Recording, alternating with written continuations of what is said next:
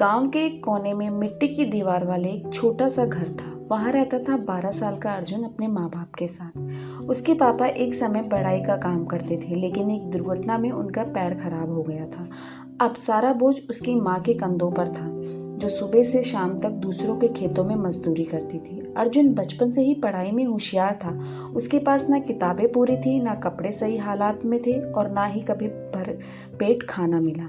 लेकिन उसकी आंखों में एक सपना था, एक बड़ा अफसर बनकर अपने माँ बाप की हालत बदलना। हर सुबह बिना नाश्ता किए 5 किलोमीटर पैदल चलकर स्कूल जाता था। बारिश हो, धूप हो या ठंड, अर्जुन कभी स्कूल से नहीं चूका। स्कूल के बाद वह अपनी माँ के साथ खेतों में हाथ बटाता और फिर रात को दिए की मध्यम रोशनी में पढ़ाई करता। गांव के कुछ लोग उसका मजाक उड़ाते थे, कहते थे पढ़ लिख के कौन सा कलेक्टर बन जाएगा, खेतों में ही काम करेगा। पर अर्जुन चुप रहता। उसके मन में एक आग जल रही थी, खुद को साबित करने की। बोर्ड की परीक्षा आई। अर्जुन ने जी लगाकर पढ़ाई की। उसके पास ना तो ट्यूशन था, ना गाइड बुक, नहीं कुछ भी नहीं थी। बस थी तो मेहनत, लगन और माँ का आशीर्वाद। जब रिजल्ट आया तो पूरे जिले में पहला स्थान अर्जुन का था। स्कूल में, गांव में, हर जगह उसका नाम गूंज उठा।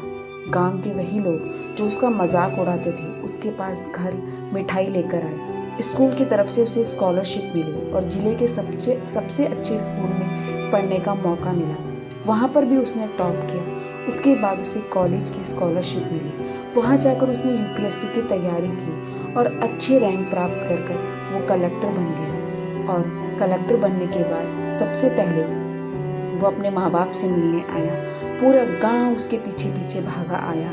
उसके जयकारे लगने लगे। जैसे ही उसने अपने माँ बाप के पैर छुए, अर्जुन की माँ की आंखों में आंसू थे, लेकिन इस बार दुख के नहीं, गर्व के। और अर्जुन ने ये साबित कर दिया कि अगर हम मेहनत करेंगे तो हम कुछ भी अपनी ज़िंदगी में प्राप्त कर सकते हैं।